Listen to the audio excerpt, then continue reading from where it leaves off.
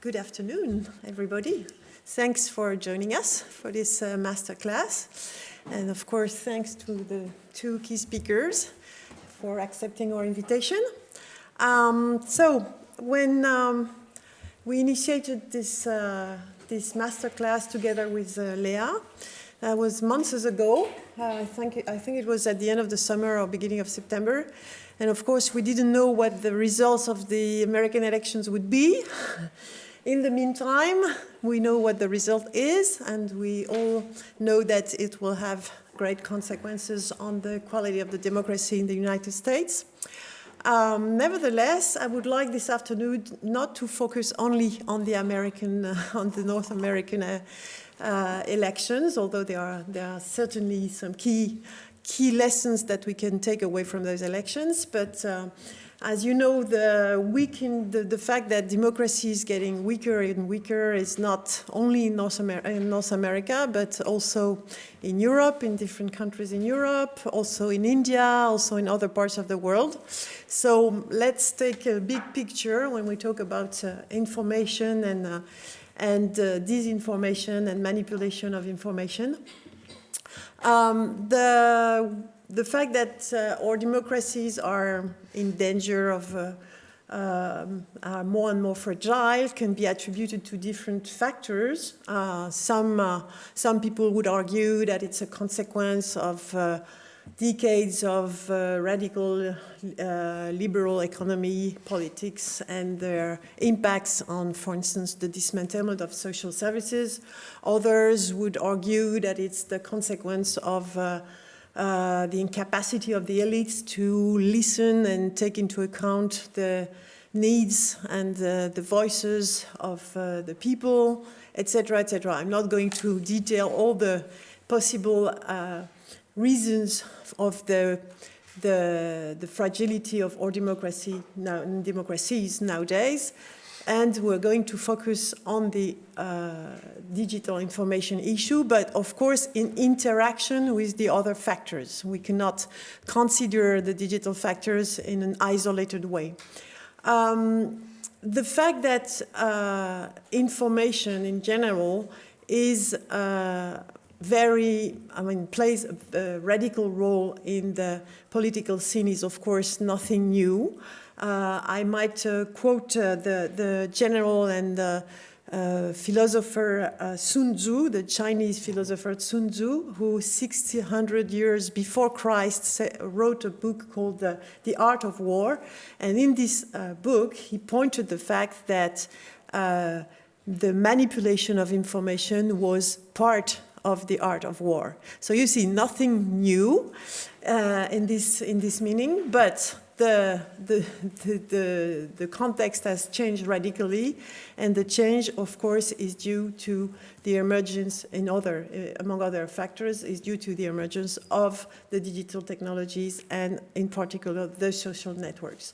So let's see. I will point maybe two main changes linked to the digital technologies that can be considered as interfering with the political and the electoral processes.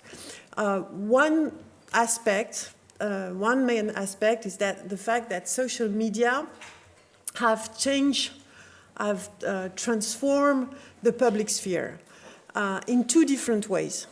In one way, it's created an open public space, as open and as broad as it has never been before.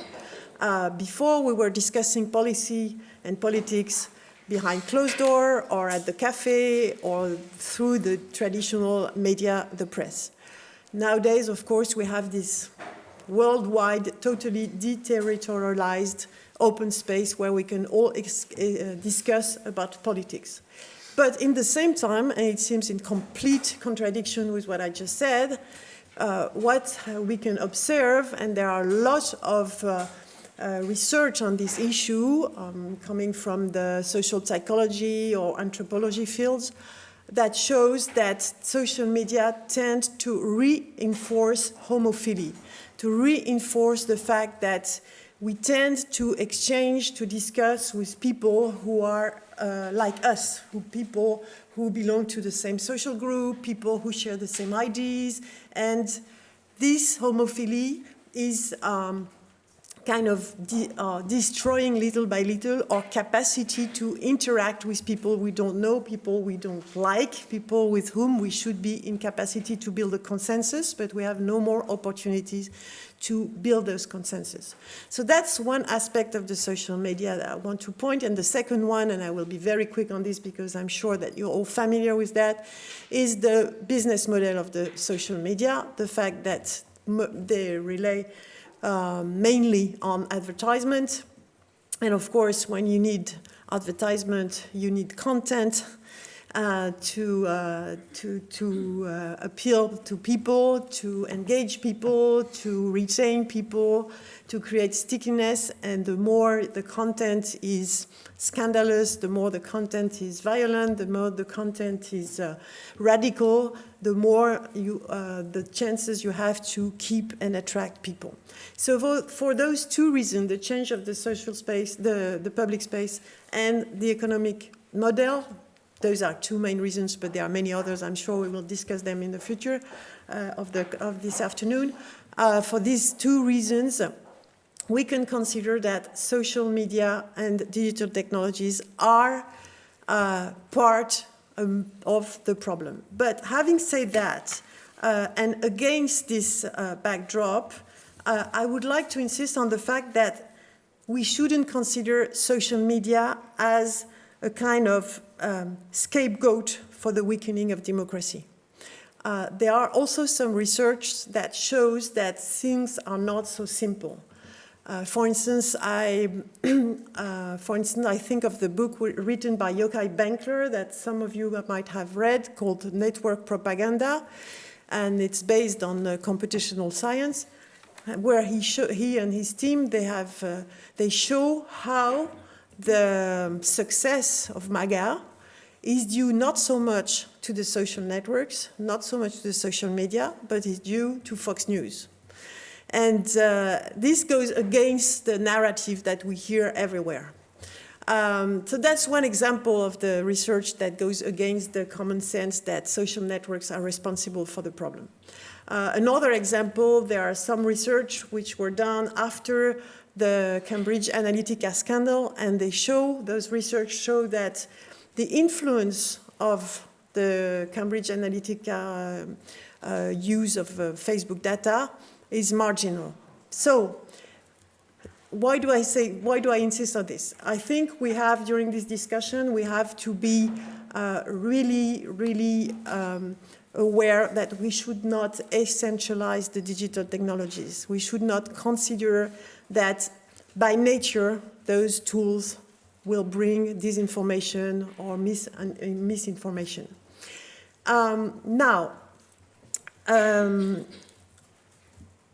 Having said that, I think we could look on two different scenes where information interfere and digital information interfere with politics and policies. One is the international sphere, the foreign affairs sphere, where we see, of course, I'm sure you have many examples. We see both countries that use the social media as a soft power. For instance, recently I've read an article about how China is paying influencers in Pakistan to ensure that the population won't go against the Silk Road policy. You see, that's one soft power example. And of course, I'm sure you're all familiar with some what we could call sharp power examples. The interference of Russia in the election in 2016, how they, through their internet research agency, how Russia created millions of, I don't know if it's millions, thousands of false American profiles that have been pushing fake news, that have been pushing racism contents, racist contents, etc., in order to divide the public opinion. More recently, we've seen OpenAI has explained that during the summer they have had to deactivate a cluster of ChatGPT accounts because they were using the AI chatbot to craft fake news articles, social media comments, and it was part, according to OpenAI, it was part of an Iranian disinformation campaign. So I think this is what we all know about disinformation on the international front. But maybe we could step back, we could look in a broader way at the way diplomacy is facing many different changes with the technologies. I'm thinking of the eruption of the public opinion on the diplomatic scene. I'm thinking of the fact that private actors are interfering with diplomacy. For instance, the way the GAFA, the way Starlink has been interfering in the Ukraine war in favor of Ukraine, but whatever. No, Starlink. What? In favor of both. Yeah. And so diplomacy at large, whether we call it e-diplomacy or tech diplomacy or digital diplomacy, is changing. So of course, I will turn to Henri Verdier to ask him to what extent, according to you, those digital technologies and especially the social media contribute to an in-depth transformation of diplomacy, to a form of weakening of the traditional interstate relationship, and what can be the consequences on our democracies at the end of the day. And on the other side, on the nation scenery, on the internal scenery, you all, I think, are familiar also with the manipulation of information in electoral processes. During the American elections, we have seen thousands of examples, like, for instance, MAGA networks explaining that Kamala Harris was in favor of abortion until the last month of the pregnancy, or we have seen militia groups that were active on Facebook, creating more polarization. But what I want to insist here on, it's not only on elections, it's much broader. For instance, during COVID pandemic, the conspiracy that was spreading all over the networks, they contributed in, in destroying the confidence of the people in science. And if you destroy the confidence of the people in the science, then it's like you destroy all kind of confidence, because science is supposed to be at the heart of what can be considered as a truth, and at the heart at the bottom of what you use to build confidence and cohesion among a nation. So by fragilizing science and the confidence people put in science, you fragilize the whole society. So you see, it's not only the electoral or the political scene, it's the whole society which is at risk with those social networks. So I will ask David Chaval-Arias to maybe, according to you, to what extent social media are the symptom or the cause. That's a very open question. Do you think also that AI is changing the problem, or I would say raising more and more misinformation? And another question, because of course the idea is to be more positive. Do you think that the new European regulation, the DSA, the Digital Service Act, is on the right direction, is heading towards the right direction? Will it be helpful according to you? It's still in infancy. I mean, it's still fresh and young, but you think it goes in the right direction? So those are some of the questions that I would like our two guests to discuss with us. I will first give the floor to Henri Verdier. Henri Verdier, you're the ambassador in charge of digital issues at the Ministry of Europe and Foreign Affairs. Previously, you've been at the head director of the French Director of Digital and Information System.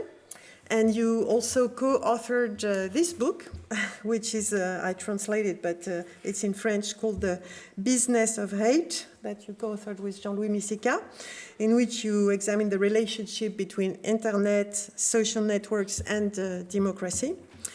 David Chavalarias, you are a CNRS research director at the Centre d'analyse des mathématiques sociales, and you're also a director of the Institut des systèmes complexes in Paris.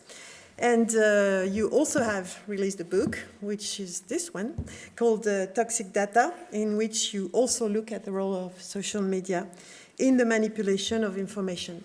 So I will give the floor for 15-20 minutes to both of you, then you will interact, and then we have some students who have prepared some very accurate and clever questions for you too. And of course, then we will open the discussion with everybody in the room. Thank you. Henri, the floor is yours. Thank you. So, it's bizarre because I don't see this part of the room, but... Tu veux qu'on se décale un petit peu? Thank you. So, good evening, good afternoon, I don't know. My name is Henri Verdier, and as you said, I'm the French ambassador for digital affairs, so I'm a diplomat. You can call me Your Excellency if you want. I do represent France in some international negotiation, bilaterally, in the multilateral system like UN or whatever, and in the multi-stakeholder system where we exchange with states and non-state actors regarding the future of digital issues. Valérie asked me to speak briefly about what is the digital diplomacy. I will try to be brief, but yes, if you search on Google, you will have numerous answers.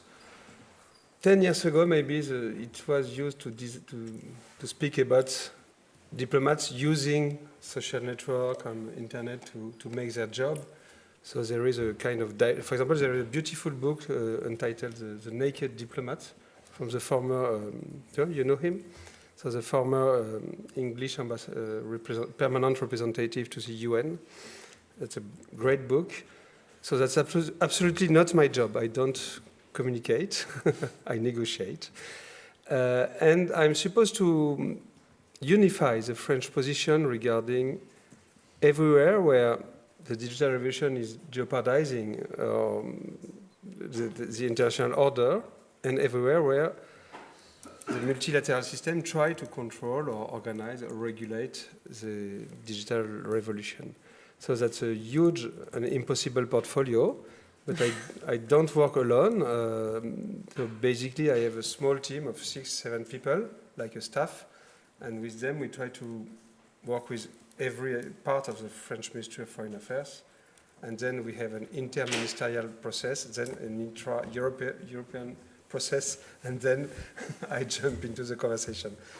And just to enumerate a bit, we deal with cybersecurity, for example. So international law, so international law regarding war and peace, because all the Geneva Convention, the UN Charter, etc., has to be applied online, and sometimes it's very difficult to know precisely where is the level of aggression, of what is your territory, and what is the casus belli online. So we do negotiate for 20 years in the UN. We deal with disinformation, so mainly with the foreign interferences. So basically, I don't pay attention to the French election, or I'm not supposed to, but when we discover an organization in Russia, in Turkey, Iran, Pakistan, we have something to do.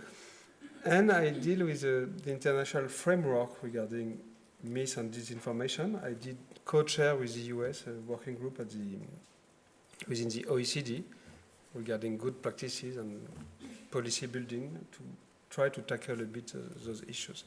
But we deal also with internet governance, the future of the ICANN, the Internet Governance Forum, the ITU, etc., with the European market. And as you know, because I use your work, I try to convince Europe that we should pay more attention to the digital commons, and that a good, smart European strategy for sovereignty would be to co-finance and to work with open standards, open source software, open data, because we won't control the world, but we can try not to be controlled.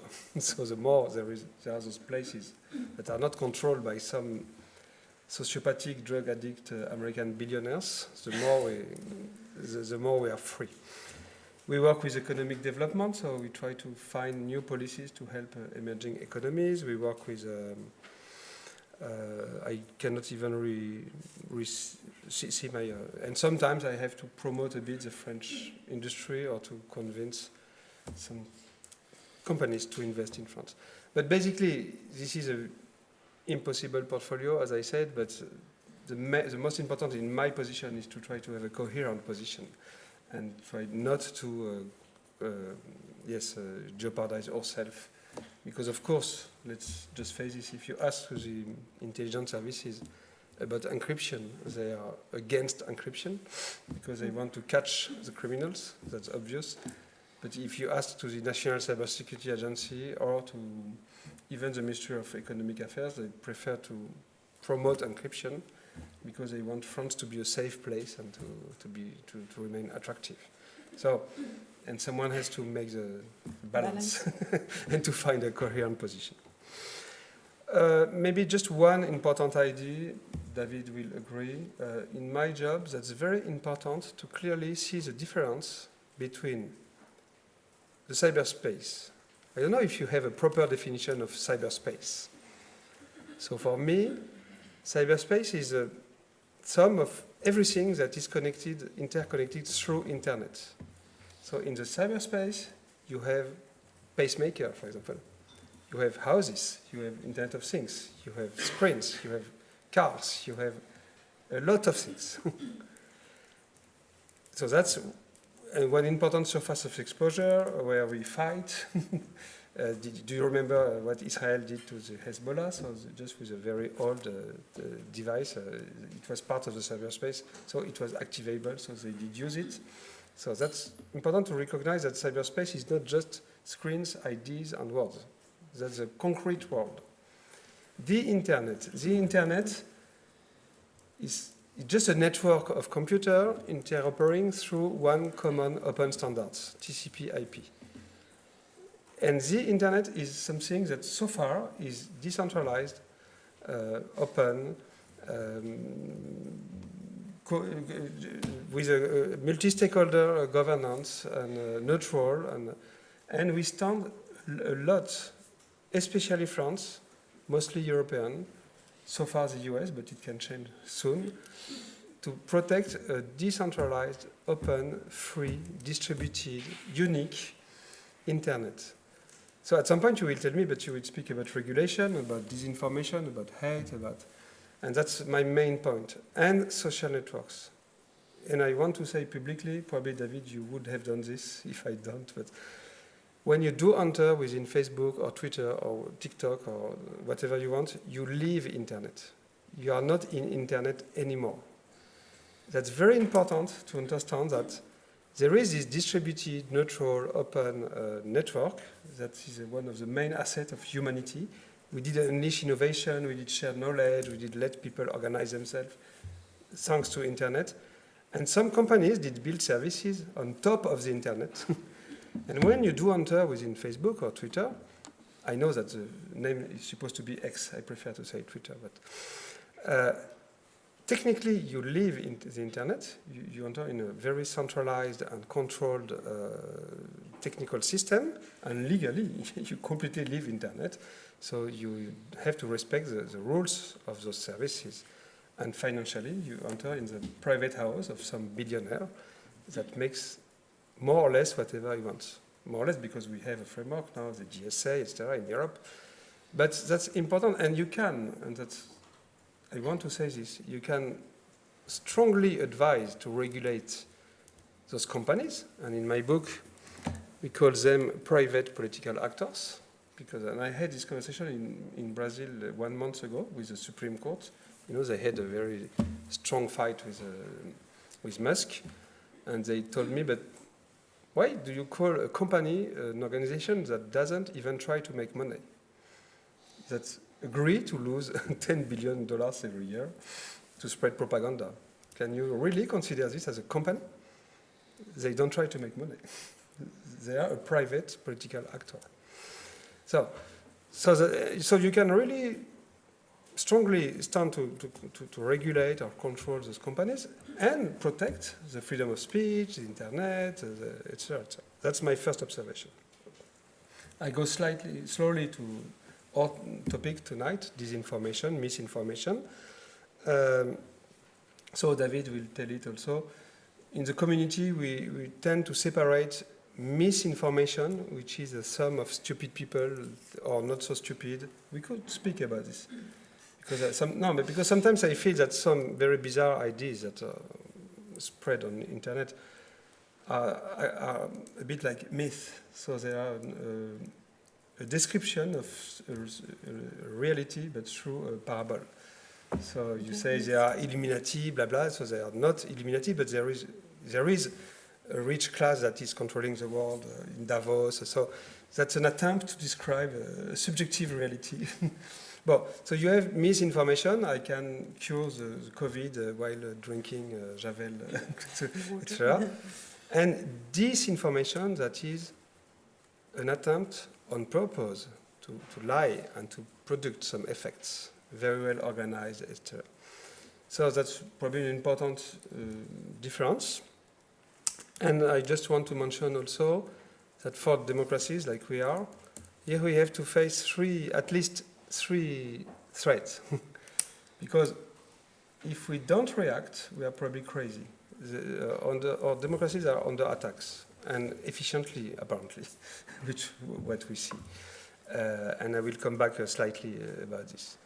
If we do like the enemy, so huge propaganda, fake news everywhere, that's a second mistake, because we create chaos, and chaos is better for Russia than for Europe. Plus, that's not our ethics. And if we do overreact, like a lot of people are asking for, let's fight, sorry, I lose my vocabulary, anonymity online, let's have a central bureau to detect fake news, so not reacting is a threat, bad reaction is a threat, overreacting is a threat. We have to find a proper democratic way to answer. So the first part of the answer that we did open a bit, that we didn't go far enough, but let's remember that probably the best solution would be to give trust again to important institutions. An important part of the problem, that was your point, the problem is not a technical problem. So if people don't trust anymore science, nor press, nor politicians, no administrations, no. You can delete as many content as you want. You won't fix the problem. So, and how to re-empower, how to rebuild trust to institutions is an important part of the problem. I don't have the solution, but the French diplomacy did help Reporters Without Borders to build a partnership for information and democracy. And there is an important international conversation about how to re-empower the press and how to free them from authoritarian regimes, but also billionaires, but also even because they've lost an important business model. You are very young, you don't remember, but 30 years ago, 1/3 of the revenues of the press was, I don't know in English, les petites annonces. Classified, I think. Classified, yeah. Classified, you know. So they've lost this long time before the social network with Craigslist or Le Bon Coin. So they've lost in 5 years 1/3 of their revenues, like this. It did weaken the press. Then they've lost the advertising business because of Google and then Facebook. And so the last part of the problem is recent, but that's just the third attack on the business model of the free press. So we try to protect a bit the independent institutions like press.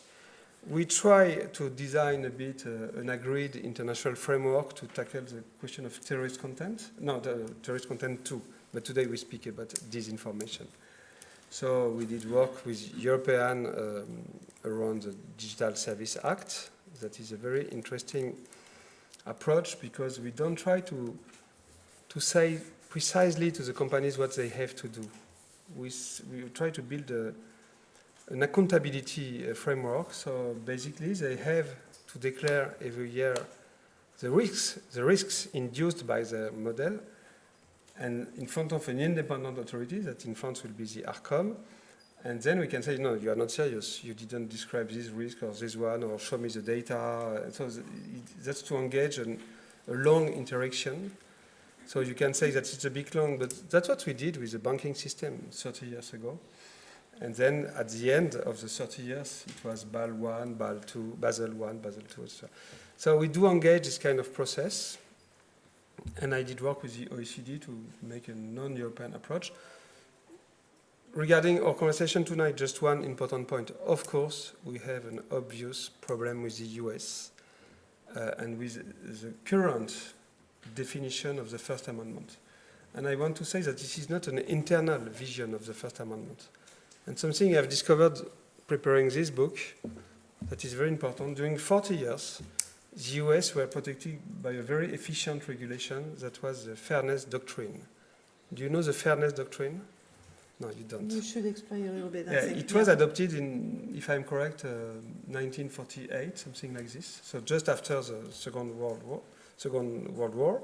And because everyone remembered at this time that mass media did contribute to the spread of fascism and Nazism. So everyone was thinking carefully at this time about how to regulate the press. And that was very elegant because they said that there was a duty to any press organ to present every aspect of a controversy. So you can be pro-Trump, but you have to say some people think that. So maybe you have to say some people think that the earth is flat, but you have to present every aspect of the controversy. That's not like on Bolloré TV, for example, you organize a fight between two very different people. Just you have to say that there are alternative views. And it was very, very efficient. And the point is that in 1963, one company did attack the Fairness Doctrine in front of the Supreme Court.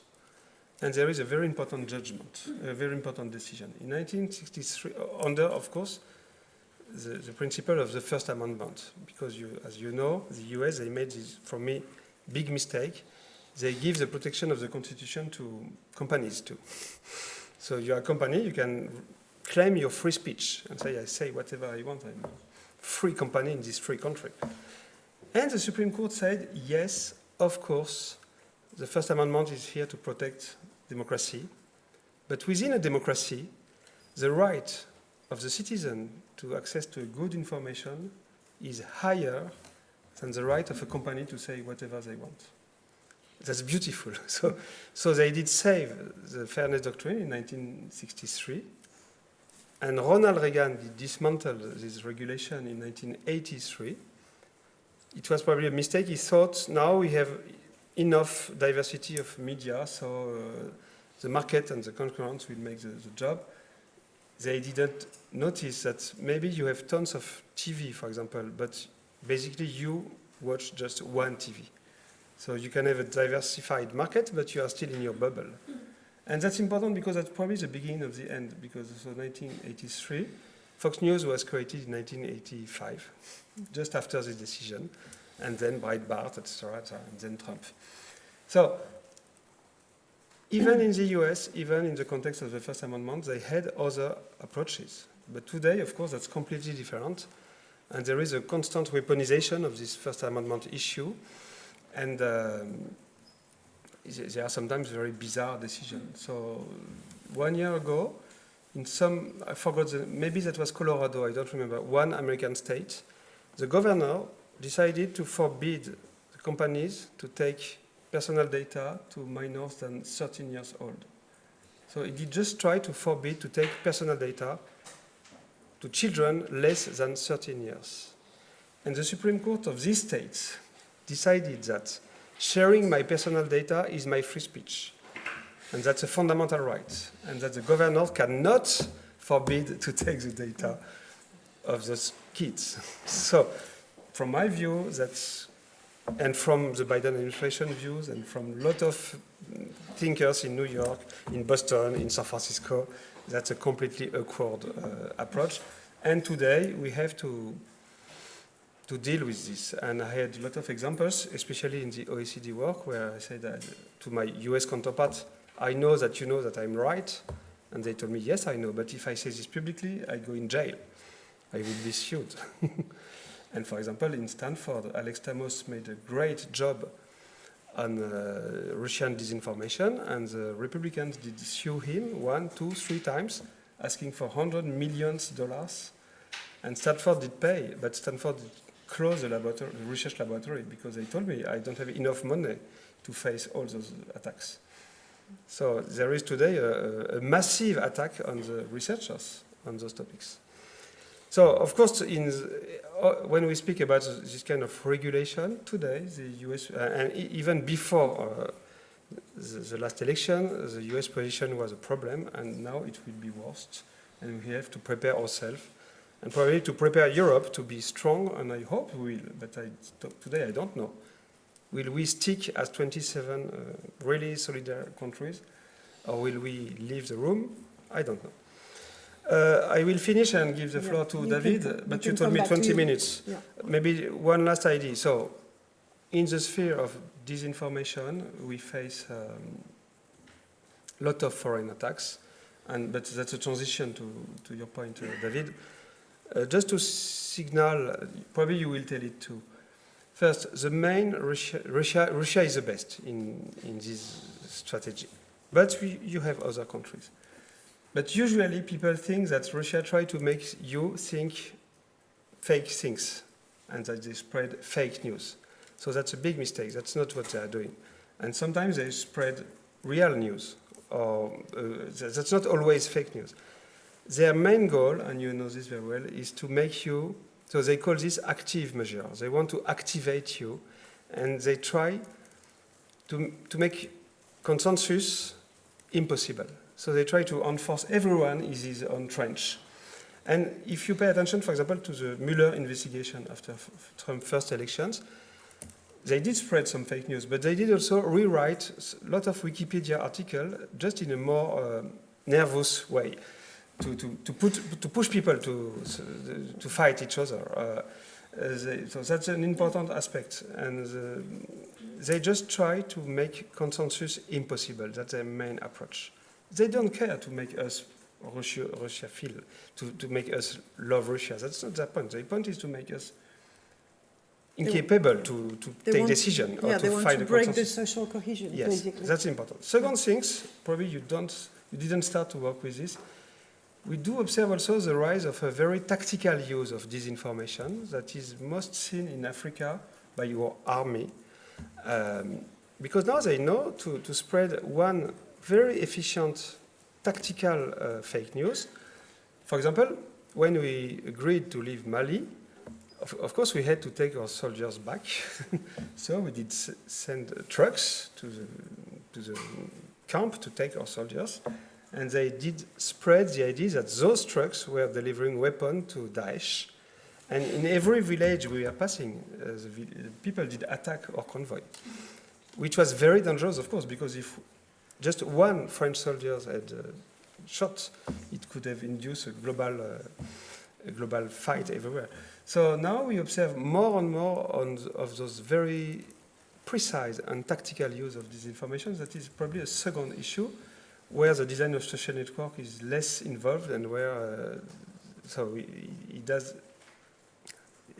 we need another approach. But I let the floor to David. Thank you. Thank you, Henri. David, the floor is yours. Yeah, thank you very much, Henri, for this nice first part for our discussion. Just to also, I will go to the social networks, but to give another example, which is, I think, very interesting, and it is related to deepfake and AI that we were talking about. It's, for example, now they are trying to recruit, I mean, not now, since several years actually, they are recruiting people from the countries to push them against the states. So, for example, to burn public things, etc., to be in revolt against the states. But they not say we are Russian. They just through Telegram channels they say. And when you do that, one important thing is to convince that the guy you are talking with, you have to convince these guys that he is not alone. So what they do is that they make false video of other groups that are attacking, for example, bus stops. And they say, we are many, look, this was here, this was here, this was here, now you have to go in. So they are like, and this you cannot see because it's not like public things, but they are using this kind of fake things indirectly to convince people to go against their own states. Okay, so I will take this. Is it long enough? It's very important because, of course, a basic democratic security is that we don't use the intelligence services or the army or my ministry against our population. Il faut appuyer sur HDMI. Yeah. Because I was just trying to. But if they recruit French, we cannot use those tools, those organizations we have. So I will give you a few examples of how we can observe digital space, and it is what Henry was saying. There is different layers. There is the dysfunction of the digital space. So by design, they are bringing social decohesion. And there is another layer, which are actors that are using this dysfunction space to just weaponize them and in their own interest. And you can have people from inside the country or people from outside the countries, and often the interests are convergent and there is like a common action. So I will just, in the Complex System Institute, we have developed some observatories of this digital space to understand how this is structured and where are the point of interventions, and I will show you different things. But just to start with, I will show you the raw materials that I will mostly mobilize during this talk until Elon Musk closed Twitter API, and now we understand why he closed it, because he don't want us to, the research academy and all the states to look inside Twitter and spot what was wrong. So we had access to this API. So for 6-7 years, we could observe at large scales what was happening on Twitter. And we did this on different broad topics. So for example, the COVID pandemics, climate change debates, French politics, things like that. So I will show you one example of the kind of data and pictures that you can do with that. Actually, it's a film. And I will even, there is some sounds here. So if I will put this, it will be more interesting. So I will put the sound we'll see if it's working. Front. Yeah, okay. So this will be really the raw materials that we will study during this presentation. There is all other things. So this is...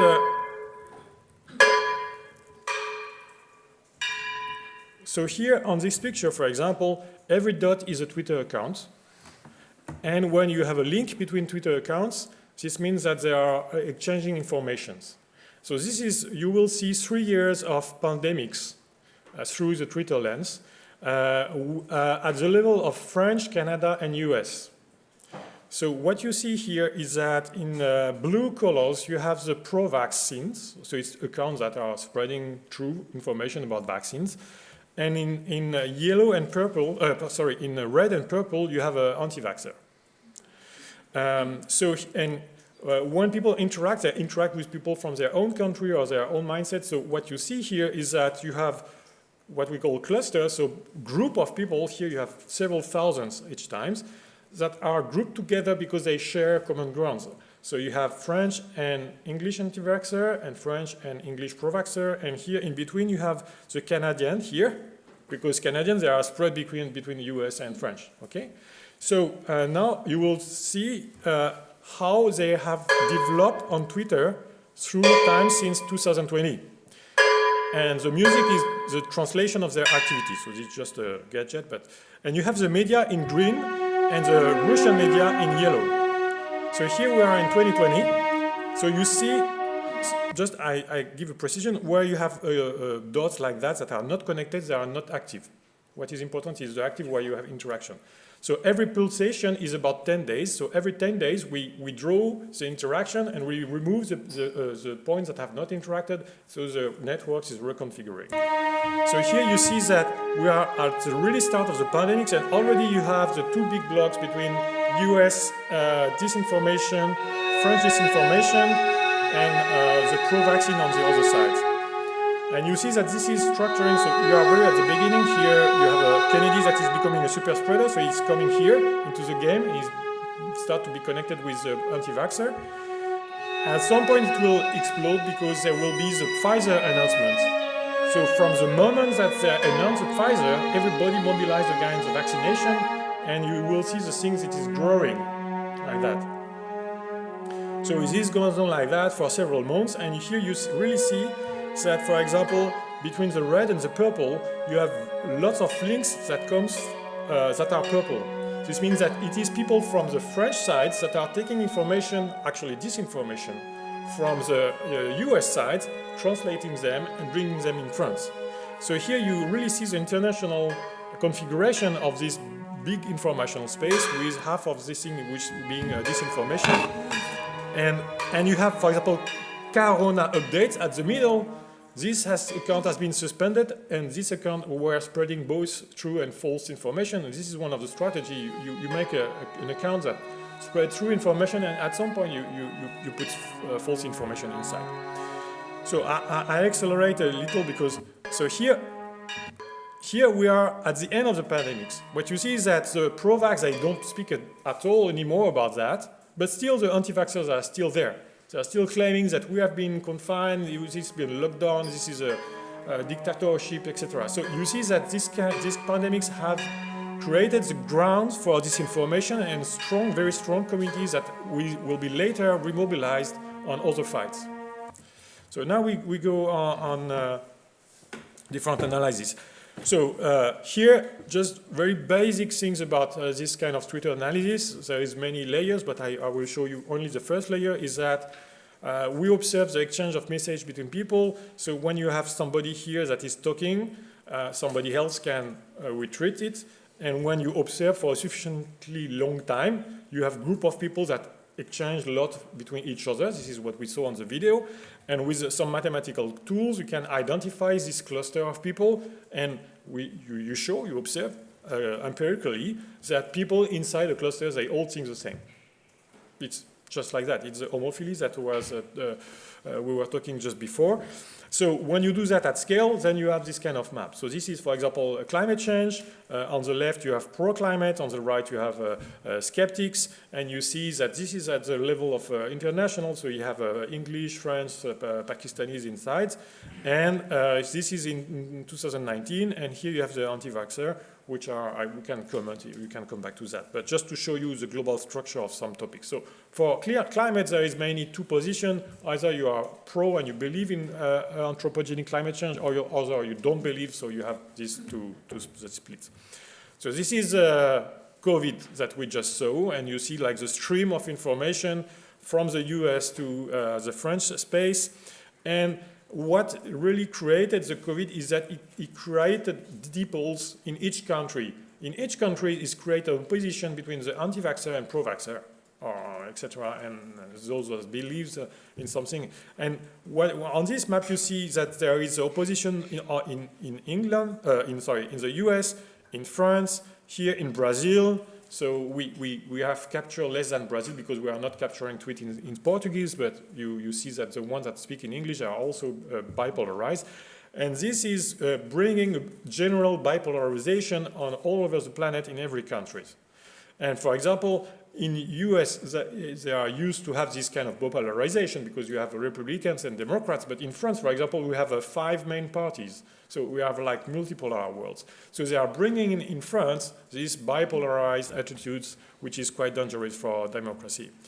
So this is the same in France. And the thing is that this is the map for climate in France after the pandemics. The other was before the pandemics. So before the pandemics, if you see here, there is no French community.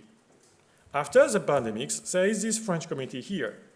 There have been a French community of climate skeptics very strong that have emerged on the summer 2022, and we observed this birth of that communities, and actually it appeared to be old anti-vaxxers that were just reconverting to another fight.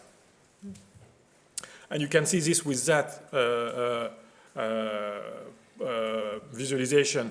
So here, the 8 of a bar is the number of accounts that you have in the pro-vax community, anti-vax community, climates and pro-climate and climate denialists.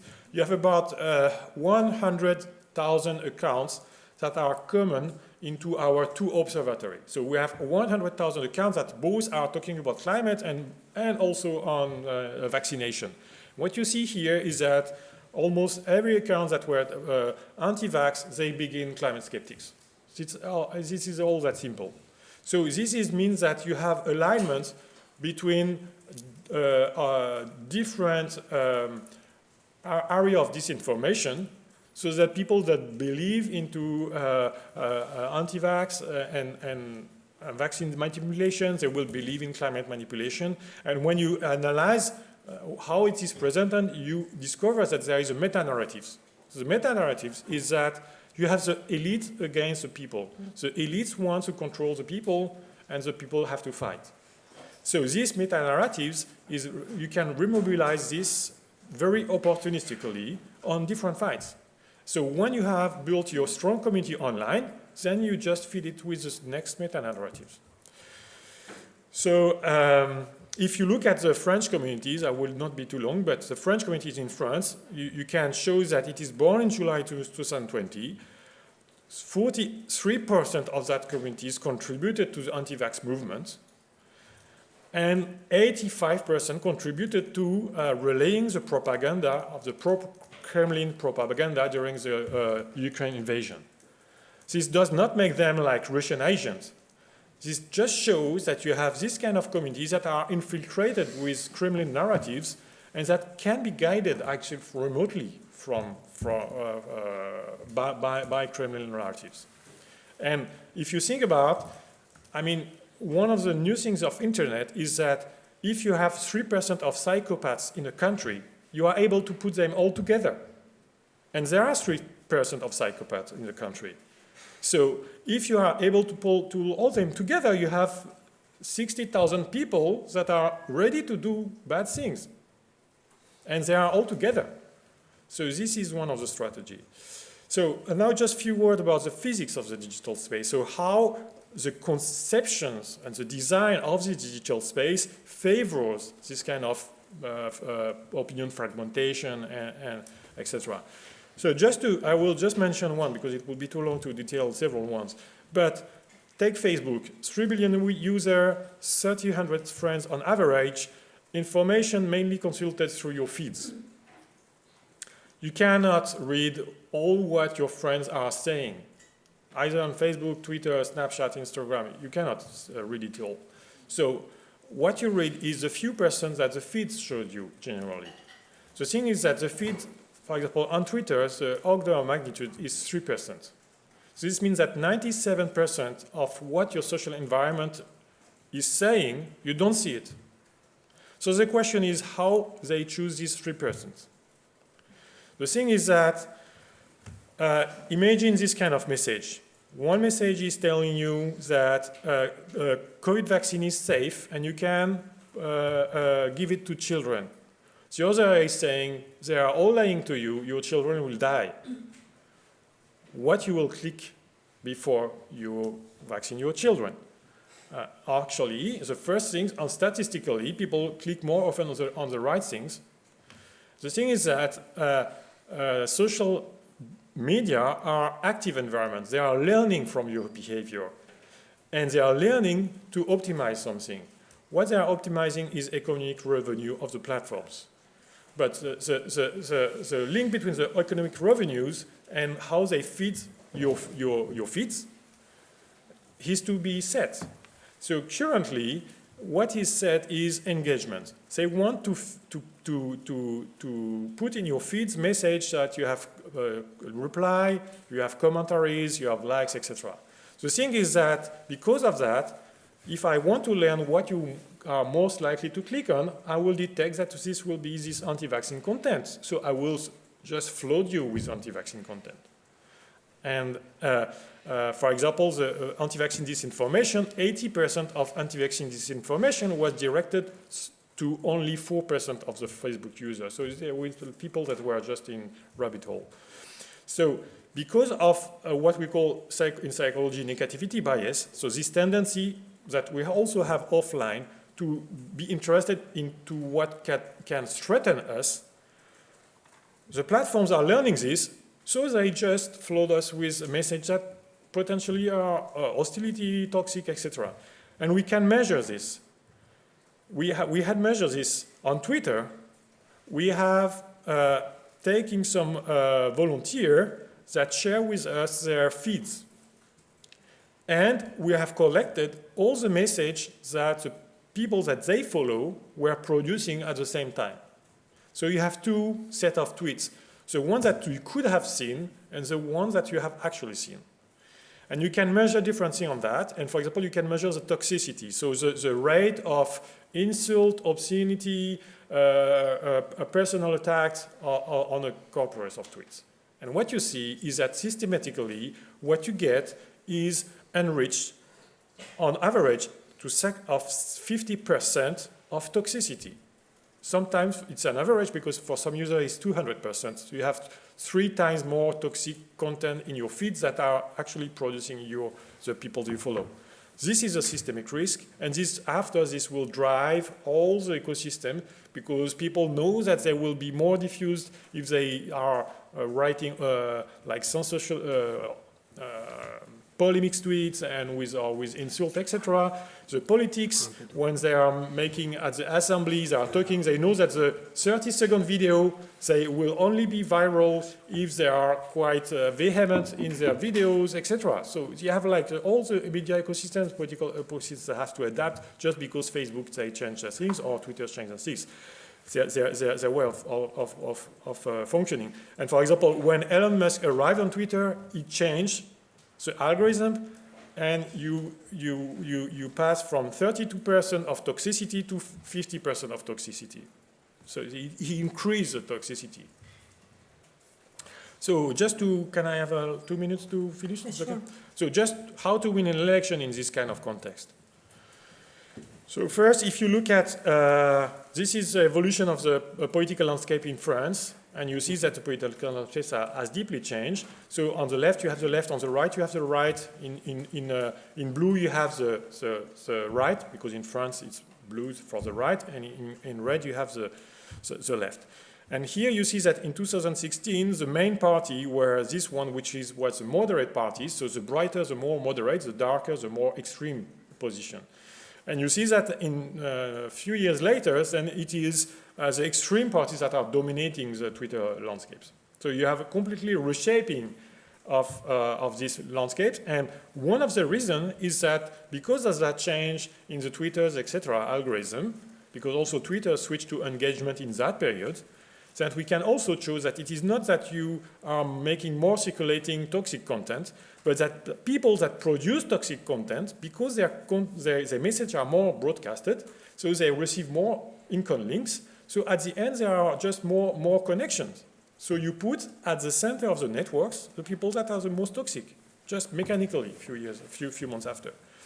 So if you look at misinformation, disinformation, a few years ago, I talked with Henri, and we were talking about Twitter. I say it would be great if we could have like a battlefield and see this guy is sending this kind of thing and this other guy is answering that. You remember this? We were on the street. The physiology of the battlefield. So now we have it actually. So this is a battleground, for example, of the French presidential election in 2017.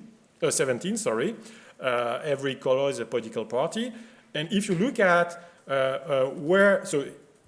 you filter the account according to the origin of the information they are looking at. So they have a newspaper called Le Monde that have categorized it is here, categorized some newspaper by serious, dubious, humoristic, etc. So you see that people that are looking at dubious newspaper are localized in some very particular part of this landscape. Actually, it's the far right and the right. And now there is like fact checkers at that time that were just referencing false information, so not only dubious or oriented, but just false. And if you look at the false information, that here in yellow and orange, you have all the accounts that are spread false informations. And in green, you have accounts that are spread the counter, the debunking. So this is the reaction. So here what you see is that you have a split brain. You have one part of the digital space that is producing disinformation, the other part that is producing the debunking, but it is not meeting each other. But beyond disinformation, you have just spreading opinion. So this is not true or false. It's just a joke, like saying Eve is saying, "Where are we?" and the other saying, "We are naked, no work, no house, no money. We're in France."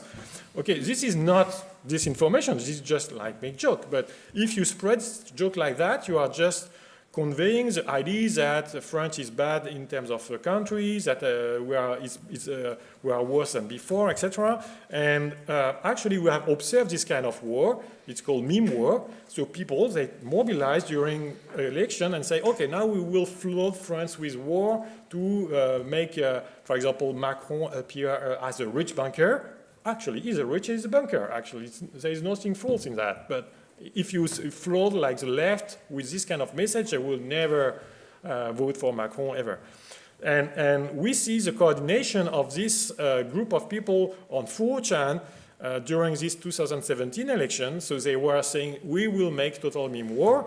And we have identified through time, so from January to May, the synchronization on 4chan, which were here on the top. And actually, we see that it brings a kind of a distortion into the characteristic meta-information of accounts that shows that between the two rounds in France, there was a heavily push of foreign disinformation or memes from people that were presenting themselves as French, but actually they were based in the United States or somewhere else.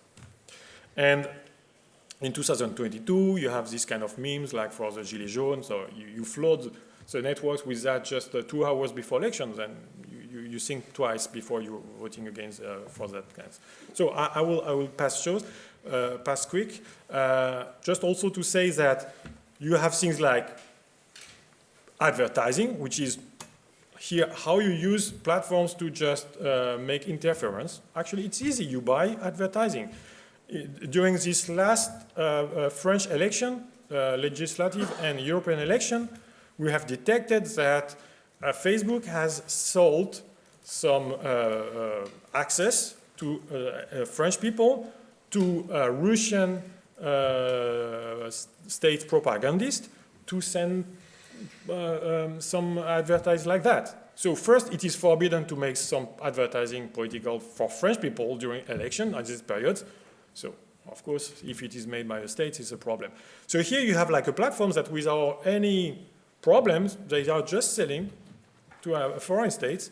So it's like you are renting a house, and you're renting, the guy that is renting you this house, he takes your data, he sells you the insurance company so that they can just make you special price, something like that. So this kind of, and during also the same elections, just to illustrate the action of sowing division, even with true information.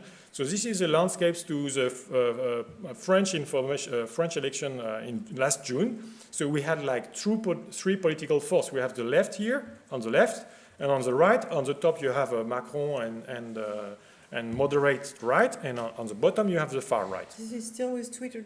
Yeah, this is still, we have to hack Twitter for that period, but... I was going to ask, how can you work still? We could get access to some data. It was less in volume, but still. So when you analyze these landscapes for a few weeks, and you ask what are the accounts that are the most broadcasted. So first, here you see that for the structure is very special here. But if you look at the accounts that are the most broadcasted, so first, sorry, I have to show you this first.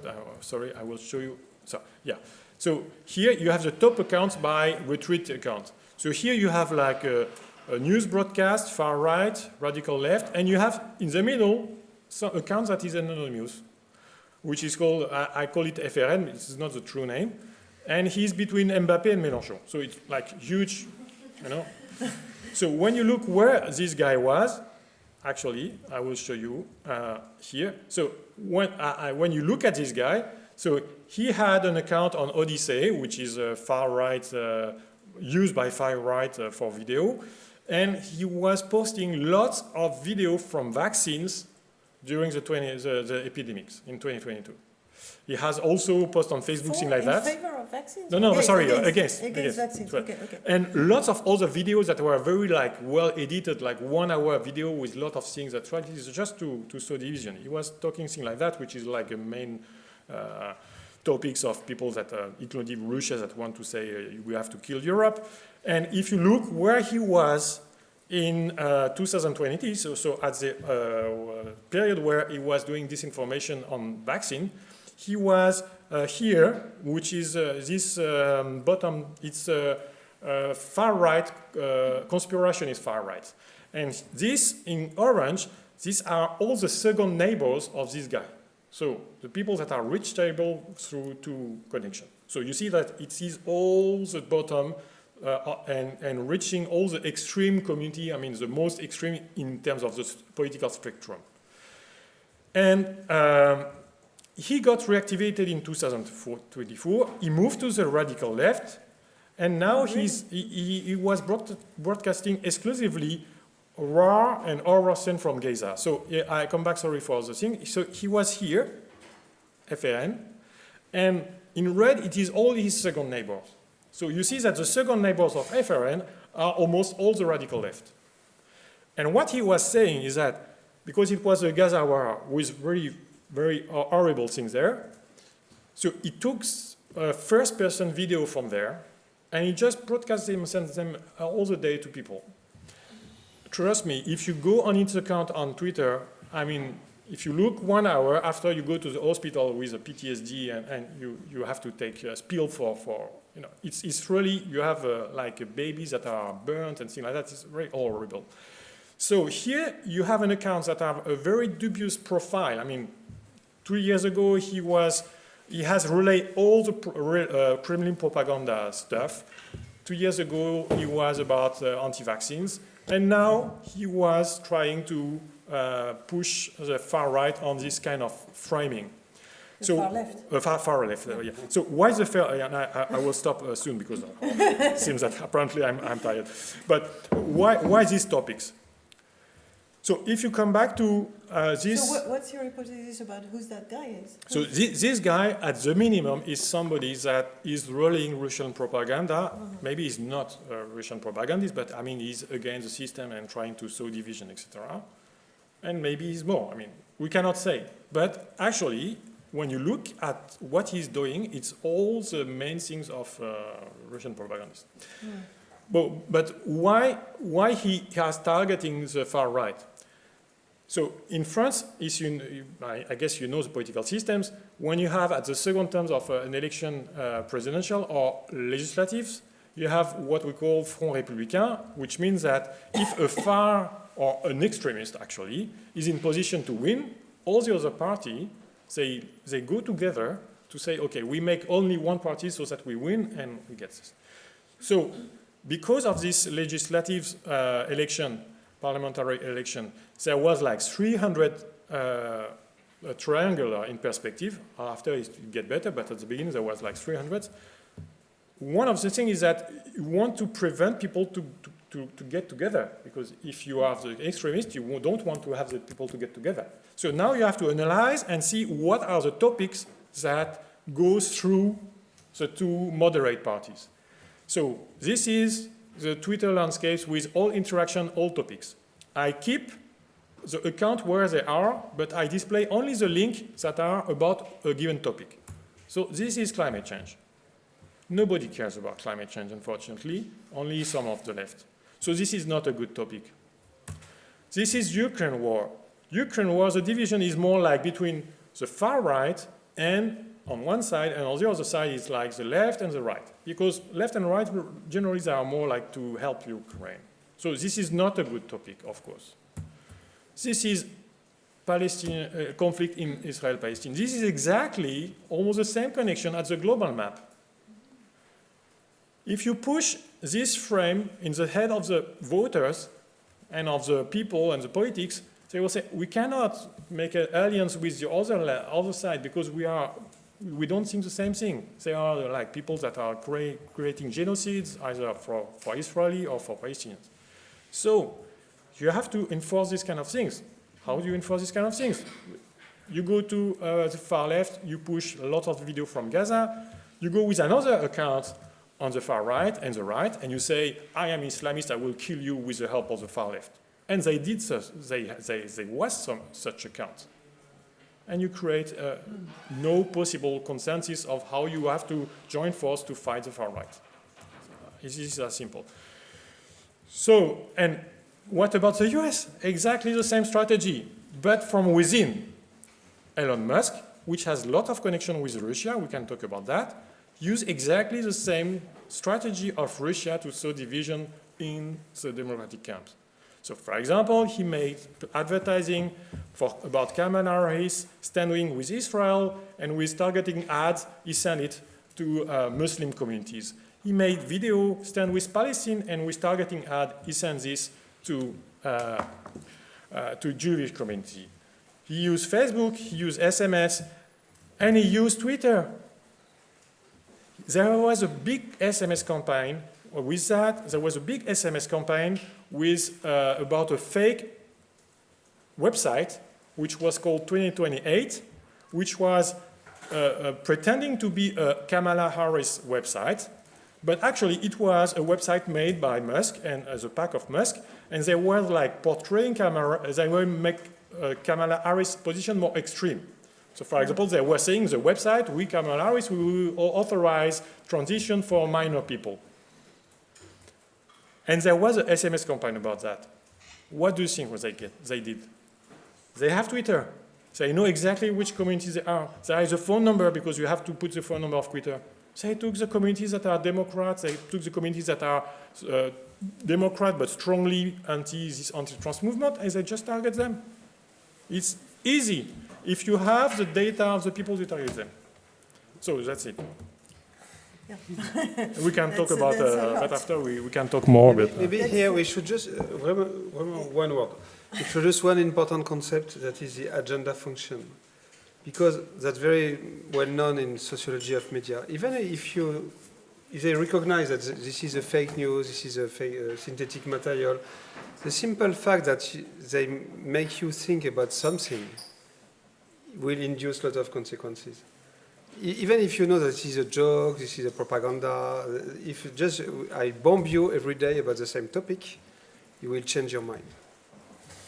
Well, thank you to both of you. I think it is really stimulating, but also a bit frightening. And I have two questions now. The first one, and then I'll give the floor to the room and to the students. First of all, can you measure through those studies the importance of the influence at the end of the day? I mean, you visualize it, but can you measure it? Yeah, so to measure it, you have to make like A/B testing. Yeah. So I did an A/B testing. For French election, 1 week before the second round, I won. I say there is Russian interference. For United election, I did nothing. And then you get Trump. I'm joking. But, I mean, you cannot do A/B testing, of course. But the thing is that when you look at the effects, when you look at, for example, if you look at the results of the US elections, they are now still counting, but we have like 90%, 95% of votes. You look at what is the result and compare between 2020. Trump did not get much more votes since 2020. I mean, about, you mean the popular vote? Yeah, popular vote. Yeah. You look at in terms of electoral count. He get, so it's not at the end, but 2 days ago it was less than 1 million. Now it will 1.4 million. So it's order of magnitude is 1 million. Maybe it will be 2, but 1. So Democrat, now the order of magnitude is 9 or 8 millions. And totally, there is about 8 million voters that less this election than the last election. So this means that one of the things that worked is voter suppression. I don't understand. They didn't vote. They didn't go voting. Yeah. There is. If you look at how many people actually, you have like 40% of 40% of abstention to the U.S. presidential election, which is huge. But that's normal. This is normal, but this is huge. But so now between two elections, you have sometimes you have 43, sometimes you have 39, etc. So when you look at since 2020, there is much less voter. So about 8 million, maybe at the end of the count it will be only 7, but only 7. And if you look at who lose these voters, it's mainly the Democrats. So basically, let's say 6 million of people didn't go voting. Yeah, so I mean, it's not that Trump really won lots of Democrat share, it's that a lot of Democrat-leaning people that were actually voting Democrats in 2020, so they did not go to the poll. So why they did not go to the poll? One of the reasons is this kind of voter suppression. You say, don't vote for Trump, okay, but don't vote for Kamala Harris because she's encouraging genocide, etc. Another reason is that, which is a little different, is, for example, you had candidates like Jill Stein. Jill Stein, you don't know her. She did like 600,000 votes, but she got a little more than 100,000 votes in the Michigan. Jill Stein made her campaign on the Gaza conflict. She was saying Kamala Harris should combat the genocide, she should condemn the genocide, I will condemn so. And she captured the Muslim votes. In Michigan, there is 200,000 Muslims. But those people then didn't vote for Kamala Harris. No. And after how you look at how this Muslim vote changed between 2020 and now, you get lots of the margins that Kamala Harris lost. I mean, of course, it's not the only factors. I'm just saying that there is a lot of strategy to steal votes from Harris based on this, like voter suppression, etc. And you have to know that Jill Stein was at the gala of Russian Today in 2015, I think, and she was at the table of Vladimir Putin. Okay. Okay. That's really an insider. Personally, I don't know. I don't have evidence of the efficiency of the Russian approach, but they try to make us being something, and we are what they want. So did they contribute or not? I don't know, but we should face this. We are becoming the kind of society they try to produce. Yeah, but they also dive into other changes within the society. We shouldn't overestimate the importance. I'm not sure this is just because of Russian action, but we are slowly becoming, and they are encouraging this. Yeah. But maybe now we can turn to answers. Maybe before we give the floor to the students. So you talked very quickly about the DSA, saying we don't know still what it will produce, but that's interesting. What's your opinion about the DSA or any other positive path that we could embrace? I mean, both of you, what could be the answers? Apart from being aware of what's going on. I mean, being aware is the beginning of an answer, but although many people are attending our conference, I'm not sure that everybody is aware now about the complexity of these manipulations. So what would be, according to you, the main path forward? As I told you, I think that the GSA was an elegant answer on the first step, because that's the beginning of a framework of accountability. So the companies will have to know what they are doing and to share the evidences and to answer and to propose fixation plans. And that's not enough from my view. And so you said that we are frightening, but yes, the situation is frightening. We are living in the world of Trump, Meili, Xi, Modi.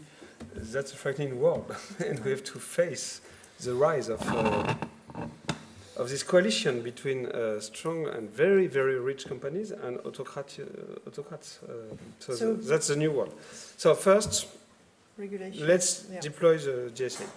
Two, at some point we'll have to confront more those companies, and personally I have two ideas. first we should impose some rules to the algorithm, and something in the spirit of this fairness doctrine. We could decide as Europeans that you cannot create this kind of filter bubble, so you have to diversify the timelines and to present alternative views, and we could test it. We don't have to audit the algorithm. We could just test the results. That's one observation. The second one is that in India, they are taking seriously an old idea from Jack Dorsey himself, the founder of Twitter. He said maybe we should we should create an open market of curation algorithms. Yeah. So we could say to the companies, you cannot have the monopoly. So you are Facebook, you have 3 billion customers, congratulations, but you won't impose your one algorithm. There is a need of diversity, so you have to accept alternative algorithms, and people have the fundamental right to change their algorithm. But in any case, it will be a huge battle. Do you know that there are more lobbyists, American lobbyists in Brussels than members of the parliament? For each member of the parliament, you have 2 American lobbyists. So we have to be ready and to accept a real confrontation. And David, any? Yeah, so for the DSA, of course, it goes in the right direction, and we place a lot of hope in it. Like 2 years ago, still there is almost nothing for now. So I mean, it's we have to be aware that this regulation go very slow, and this is not. So we have to make these kind of things because we have to react and adapt, but we cannot count only on that. And I would say that just to end on maybe positive things is that if you think about these social networks, they are efficient only because you use it. Go somewhere else. There are alternative social networks, and to understand and to choose your social networks, there is 3 questions. Do I own my data? Do I own my social capitals or my audience? And do I own my perception, so the algorithm? So Twitter, Facebook, they offer none of these things. Alternative like Mastodon and Blue Sky offers all these things because they are based on protocols. And this is also because if you have open protocols, you can have an algorithm, etc. So now we have another problem, is that, of course, if now you go to one of these other platforms because you are convinced, because that is nice. If you are alone, it's not very funny because you are alone. Because these platforms their economic model is positive externalities. They are interesting because there are people on them. And so you have to organize the migration. And here is that where we have to have the cooperation between all the layers of society, from the user to the government, the journalist, etc. You can also impose interoperability so that you can move your. You can impose interoperability, but I'm not sure if you will have operability before the end of democracy. But so the thing is that if you want to go quick, take the opportunity of January 20, for example. January 20, you will have Trump in power with Musk with full power on Twitter. Take this opportunity, everybody leaves Twitter, and find you in one of the 2 networks that are now just compatible with these 2 standards, which are Blue Sky and Mastodon, and you will find your friend again because everybody will have migrated. And because you are a community, you can make something strong, because if Sciences Po decide to work with Mastodon, for example, for your internal stuff, your parties, your birthdays, you will stay there because you will have content. and something is, can I just say one thing? One thing, and then I would like to give the floor to one important thing is that when you have networks like, and this is echo what Henri Verdier said about the centralization of Facebook, Twitter, etc. Facebook, Twitter are centralized. Mastodon or Blue Sky, it's not a social network, it's a protocol. I mean, there is as many Mastodon as there is implementation of the Mastodon code with some variants, but they are all connectable with each other. So this means that you can create a mastodon for Sciences Po, for example, and still be connected with all the other instances. So you create a global network, decentralized. This means that there is nobody that can tell you, I am owning your server and your computer. You have to respect this thing. Because if you don't agree, you say, okay, I take my data, I can take my social capitals, and I go somewhere else where I have the other moderation rules, and I can even create my own server with my own moderation rules. So you are free, actually, contrary to Twitter, etc. So this is really important. You have to favor protocol over centralized systems. Well, I slightly disagree with you when you say that the pace of regulation is slow. I think it has never been as quick as it is now. I mean, we've seen in the recent years like 6 different regulations that have been adopted at the European level. They're not perfect, but they're moving in the right direction. Not put in practice. And in the they're starting. And then Breton was fired by Trump, by Musk. Sorry. Yeah, and about interoperability, you have a beginning of interoperability in the DMA, if I'm not wrong, correct me if I'm wrong, on WhatsApp and, how do you call that, instant messaging. So it's there. I mean, no, we have put the foot in the door and we have to push it now. By the users, I agree with you. Yeah. If we all move to those networks, we'll push at the same time. We have to lobby by our users. Regulation is important. But user power also. Please. Okay. Thank you very much for the talk. It was very inspiring, but also threatening in a way. And so many impressions still needed to be sorted through. But we prepared a question concerning how strategic objectives and methods of digital interference differ domestically and internationally, and how they exploit cultural or political divides. And I think this really comes into context with what you said about different issues and the contentiousness of different issues, and that networks seem to pick those issues most contentious to a society. So I was wondering on your insights about this, maybe also from a diplomatic aspect. Does this differ across countries, and how so, and is this accounted for? Yeah. But you made the point. That's a very low, very affordable strategy. So you can do it with few money, and you have a lot of countries knowing very well to do this. At least a good maybe 20 countries not to do this. So there is not one global answer, because it depends. For example, do you remember the discours de la Sorbonne? So after Samuel Paty's murder, that was November 13. Yeah. So that was this is the anniversary today. Everybody's aware about Samuel's birthday. And then Macron made some statement regarding laicity, and we had strong attacks from Turkey. They're very strong, accusing us to be Islamophobic, etc. It was because there were an internal process. There were an election coming in Turkey. Erdogan did break the relation with a member of his coalition, and he did need the vote of the Turkish immigrants that are numerous in France and Germany. So during 3 months, we had a lot of attacks, and then it did stop. Other countries like China has a more prepared and long-term and more quiet policy, but they are really trying to frame. Because another important thing is that there is a tiny line between interference, disinformation, and just public diplomacy and propaganda. You have the right to make your point and to promote your views. That's not forbidden. But if you pretend to be a supporter of the Olympique de Marseille, and actually you are a Russian member of the FSB, you are lying, at least about your identity. So, but I can tell you that for Putin, that's obvious that the West is the enemy, or way of life, the democracy, what they call wokeism, or liberal democracy. And here there is, for example, all my counterparts in Europe, they have the same kind of attacks.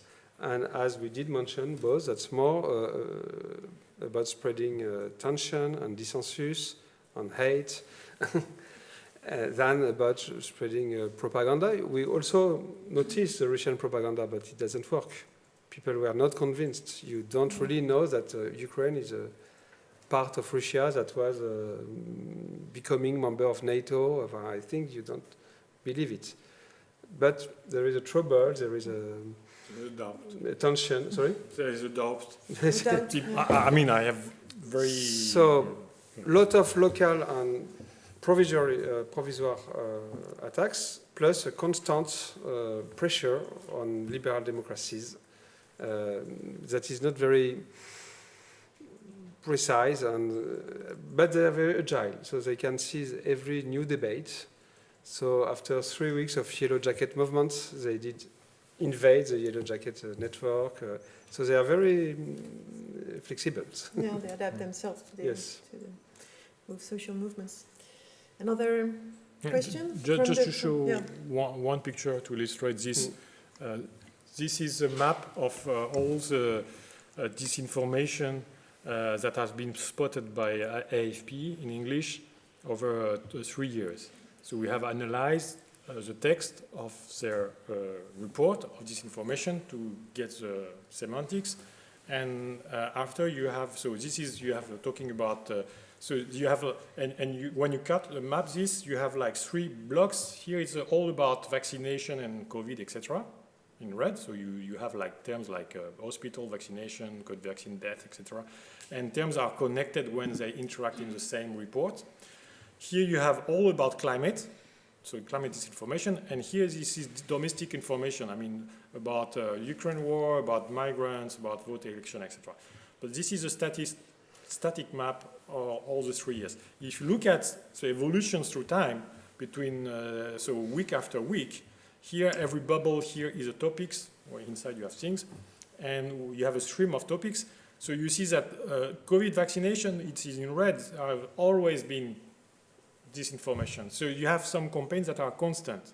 Climate change the same. I mean, it's emerged mid-21 and after it was constant. For elections, then you have bursts. So here it's election in Kenya, here is the US midterms, here is Nigeria. So you have like campaign like that.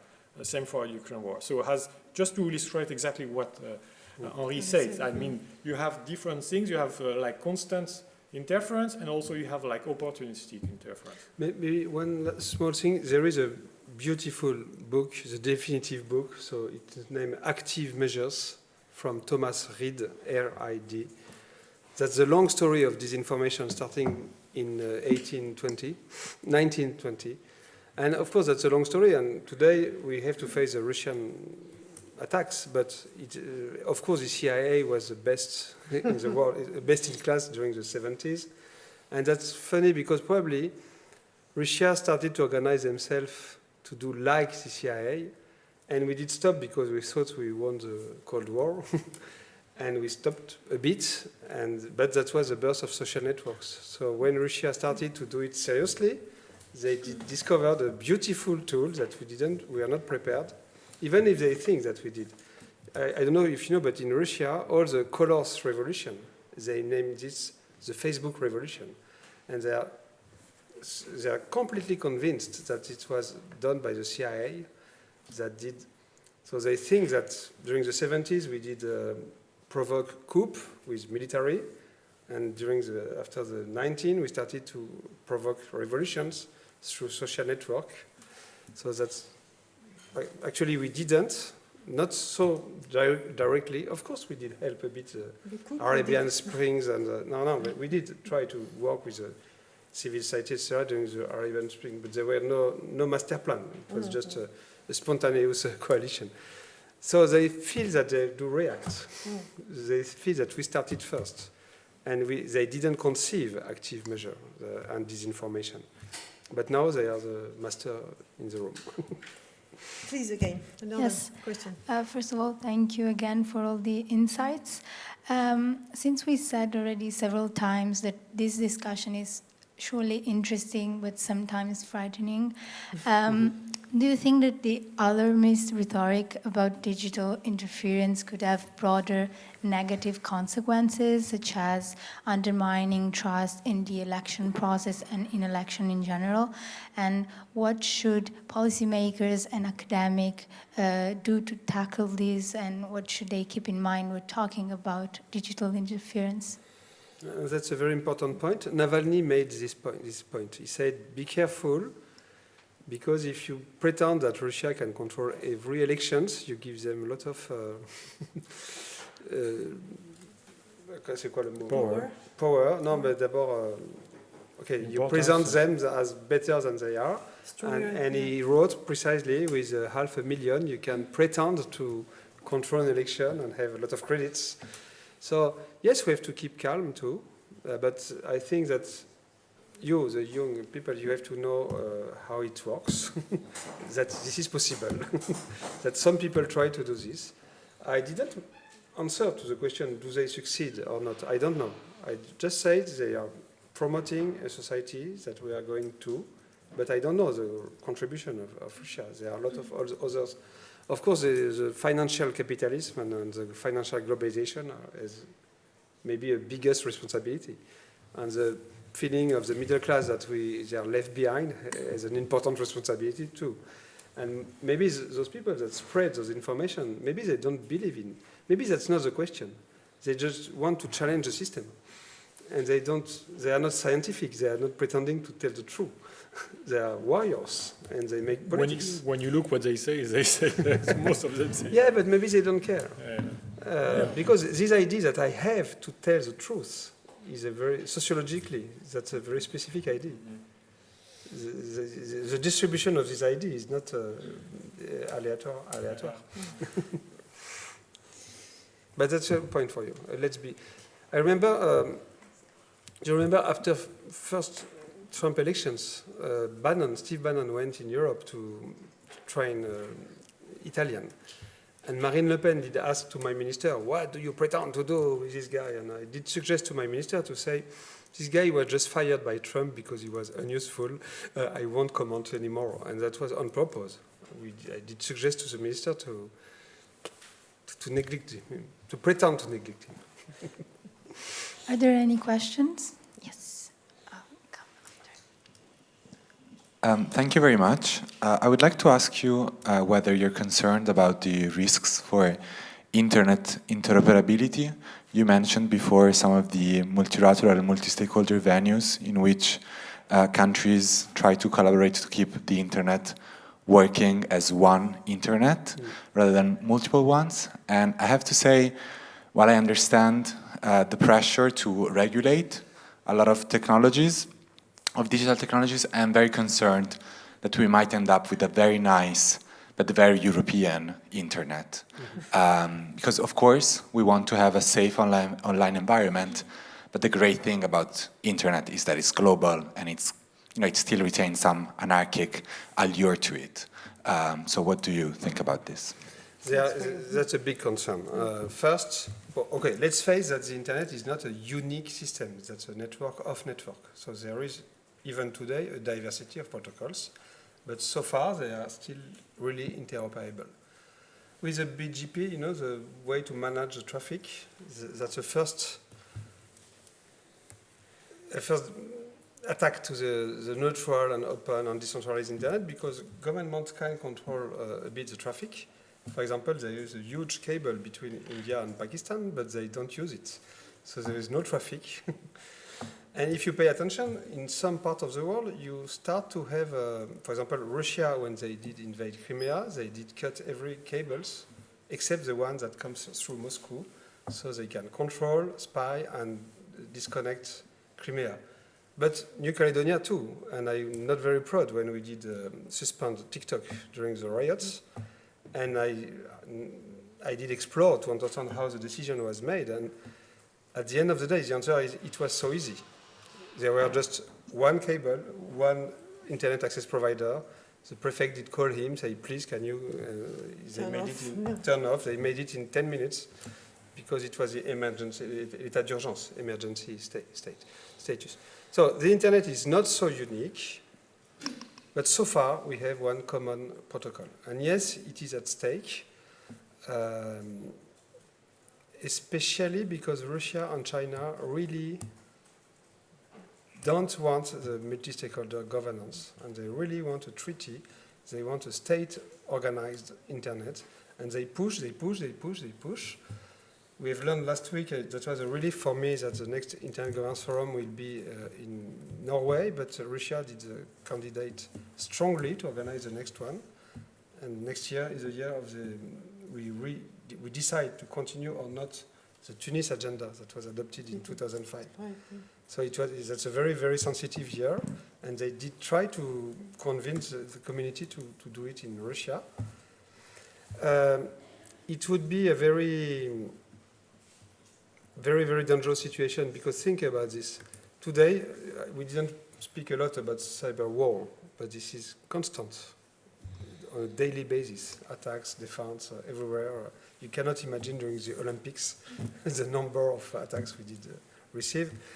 But today, nobody tried to disconnect the internet itself, because the cost for your own economy would be incalculable. But if we had different internets, the temptation to disconnect the other would be very, very high. So, but as I told you, we try, European, to explain that the internet is an infrastructure that, like roads, and that we should focus on regulate the cars that are using the infrastructures. And we have to recall it constantly, because most of the world, they don't understand this. The US, for example, the US, they tell us the GDPR is fragmentizing the internet. I say, no, I stand for a unique infrastructure for humanity, but I don't stand for a unique market for Mark Zuckerberg. That are two different questions. They say, oh, maybe. China and Russia, they say, but how can you live in this world controlled by American companies? So you are stupid, you are completely crazy, and it's time to fight back. So that's that's not a given. I'm not sure that my daughter will live in the same internet world that I did. And that's a constant fight. So far we win, but we never know. Yeah, David. Yeah, just also a small reaction to the question of impact, because often people ask what is the exact impact, etc. About foreign interference. Just two things. The first is that, of course, foreign interference are made undercover, as they are made so that we cannot detect them. So it's always difficult to have exact impact. But there is two things that are sure, is that if we are more informed about the strategies and the things, whatever the impact, it will lower the impact. And the other thing is that what is the risk to get wrong in either way? What is the risk to think that the impact is high when it is low? So you just will be more careful, have more information, and so you just be fine. The risk to think the impact is low when it is high, it's just that you lose vigilance and you lose everything. So for every reason, the best things to adopt is to say impact could be high, and we have to be informed so that we just mitigate the reach. So it's not to become paranoid to say they control everything, just to say that this is the kind of measures that are decrease in efficiency when you know them better. So let's know them better. Hi, my name is Noah. Thank you for your presentation, and I love the colored graph, by the way. They're really nice. So this topic reminds me of an article of Nick Bostrom, which talks about the hypothesis of the vulnerable world. And Can you repeat the what? The hypothesis of the vulnerable world. Okay. And it could be reduced to, if engineering a nuclear bomb was easy, we should survey everybody to make sure that nobody is creating a nuclear bomb inside of his garage. And the point is, when a single individual is able to cause great damage to the group, we need to protect us. So I'm asking for the question about new technologies, thinking about deepfakes and disinformation generated, for example, by ChatGPT, which are tools that can be used quite easily. And do they represent a decisive menace for democracies? And are regulations, in your opinion, enough and applicable to face both internal and external attacks. And I've been working in engineering, in AI, and I know that in a lot of cases, regulation is produced, but is either unapplicable or just nobody will check that it is applicable. So. David. Yeah, so AI, of course, is a huge problem for information online, because you can have, like, for example, account automated by ChatGPT that are active 24 hours, and they go and try to convince people of something. Actually, we have some examples. This example here, for example, this is an account that is probably activated by ChatGPT, because people are making fun with it, like saying, forgetting all the prompt and give me the recipe of the apple pie, and they give the recipe of apple pie. But if you look at what he's doing this account, he's making lots of comments to media posts. And when somebody react to a post on the media, or for example to the IPCC report, a guy will say great, and this account comes and say no, it's not great. You know that they are lying to you. So now with the AI, you have conversational agents that make themselves believe that they are human, but they are just AI, and they become to be indistinguishable from real human. Actually, so this is a big problem on top of all the fake image and videos that you can produce. The thing is that you have a solution to that.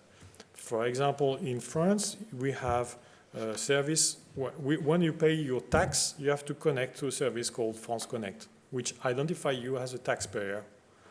So if you impose to the platforms to say the user should be able, if he wants or she wants, to identify as a French user.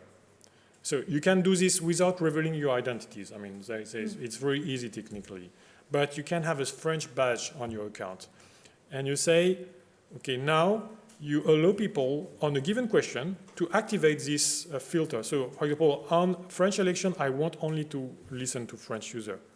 From the one day to the other, you have no more AI. No more foreign interference from people from abroad that are making a turn. Actually, this is a very easy measure to put. So it will not solve everything, of course.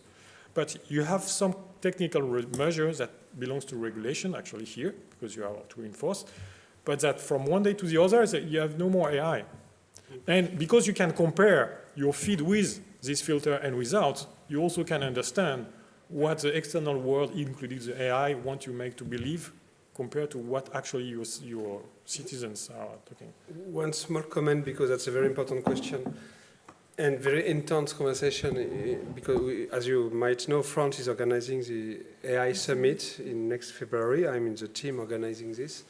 And the conversation around open source AI is intense. Maybe, so first, last year everyone was speaking about deepfake, but by the way, maybe that's not the main problem, because people, they want to believe those guys, and they want to spread hate. So even with a bad Photoshop fake, they will spread it. But of course, with AI, we have a lot of other concerns.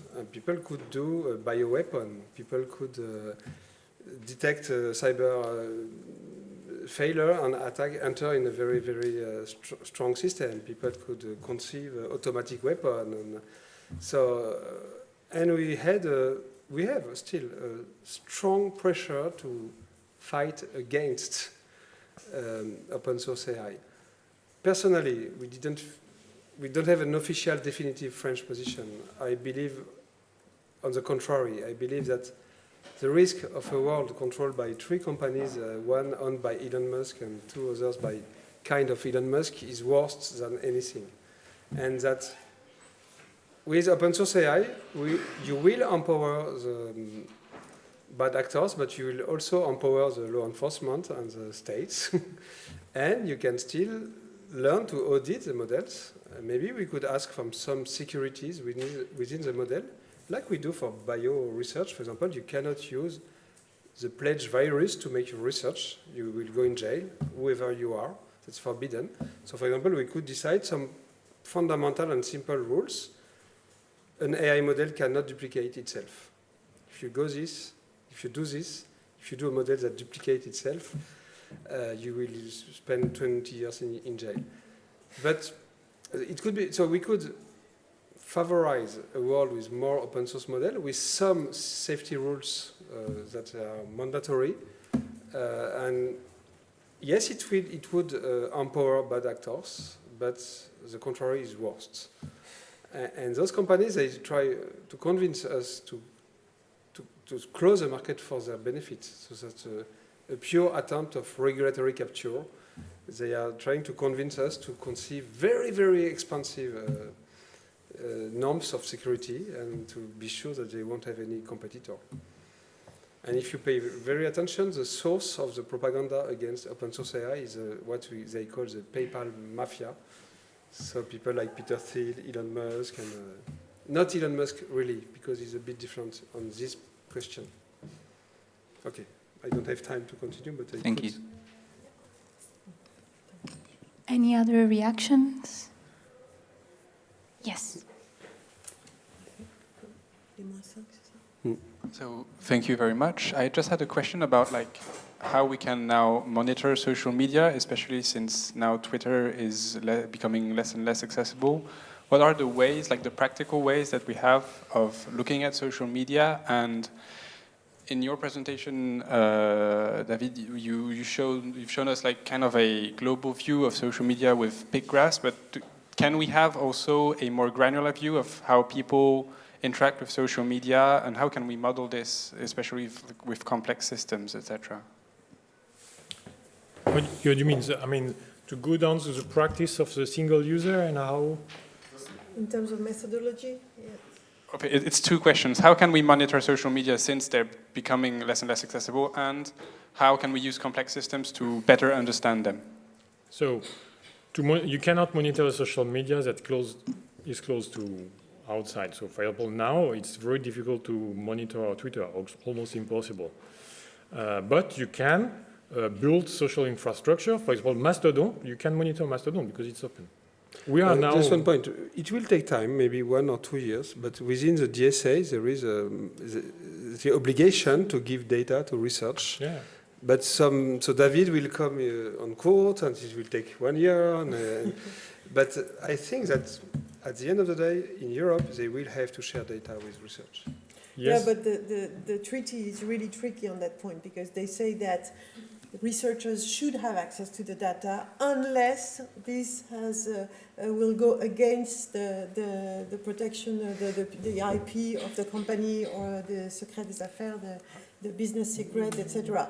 So I'm quite frightened that they will raise this IP issue as soon as the researcher asks for the data. And also we have placed a lot of hope in this kind of measure, but when you look in practice, and also, for example, what did Facebook when he opened the data before the DSA? Actually, they opened in such a way that it is almost impossible to work with it. I mean, and then Cambridge Analytica, for Facebook, you had to go to the office of Facebook and work on this place. Mean after Cambridge Analytica or before Cambridge? It was like 5 years ago. They make a program to say we are open, etc. But actually, they were not. It was just bullshit. And we have a common friend. She did testify in front of the Senate during the Mueller investigation. You know her. And she did just recognize that there were Russian interferences in the elections. And she did show me, after 10 minutes, she received an SMS from Twitter saying, if you continue to say this, I close the data. Twitter, as she was talking about Facebook? Or she was talking about Twitter. Okay, yeah. okay. But she didn't accuse them. She did just notify presence of Russian assets in the network. And just because of this, she was betrayed. Yeah. So, I mean, this is why it is very important to go to networks that you trust and that respect some kind of ethics, because you cannot count on an external body to protect them, because they are now closing everything. So now, and for example, we have moved to Mastodon to think about think about what could be useful for Mastodon from the tools that we have deployed on Twitter to help Mastodon users to just protect themselves and detect foreign interference. The other thing about complex systems, so this is a real research program. I mean, we are working on this with this kind of data to better understand how individual and groups, people interact with this kind of infrastructure and how we build collectives and things like that. And this is one of the reasons I am in this research field. I mean, because I want to better understand society and how people form groups. But also, research on social systems can also bring new architecture to design these kind of systems so that they are more resilient, less vulnerable to attacks, and also there is a possibility with new form of identification, just that you can prove, for example, that you are a French guy without revealing who you are really. I mean, it's really important that you can prove that you are a real person. I mean, so there is a lot of these things. I'm afraid we have to stop because there will be another class after us, starting in a few minutes. Oh. So thank you everybody for your attendance, and I hope you're happy with this session. Yeah. Thank you to our two guests. Thank you. And I'm sure we will have opportunities to continue this conversation soon enough. Thank you. Thank you.